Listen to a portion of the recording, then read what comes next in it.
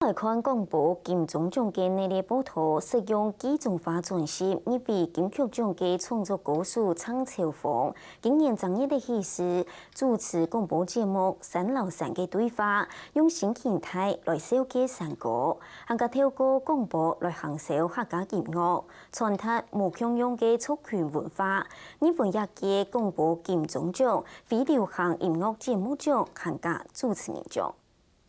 这首《天黑黑》里头有写着亲情，也有写着面对成人世界的爱情。用亲切又磁性嘅声，授给台湾民谣嘅优美。广东人难想象，主持人苍秋凤今年正月的能开始主持广播节目，第一摆主持录用山屯山的对话一个节目，因为广播金钟奖，也本广东人开始注意到也无共用嘅广播音乐节目。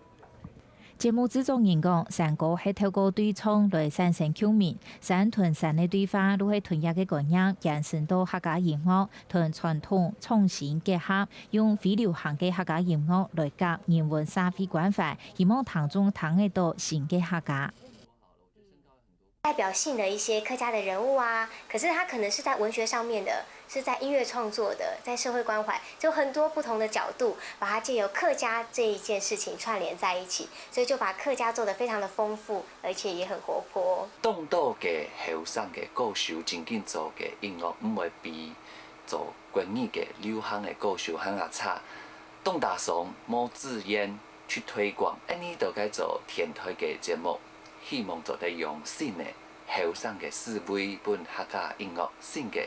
生命，本客家多嘅人嗬，來愛上呢個客家。蒼秋鳳雖然係法律嘅畢業畢，不過佢哋中醫也有研究音樂同文學，有擔節目製作團隊，如對客家文化去堅持，故所一集節目去疏導陳述。兩擺金鐘年會嘅節目，三老三嘅對話，好好談客家。全部係用新嘅想法，本客家開出一類正嘅花。當主持廣播無依舊嘅蒼秋鳳，錄用山屯山嘅對話，因為廣播金鐘獎嘅非流行音樂節目獎同主持人獎。蒼秋鳳認為音樂美好嘅部分唔會因為族群文化無共用而改變，能把以後嘅繼續用溫柔嘅聲同聽眾分享音樂搭文學。客家新聞黃文耀新竹報道。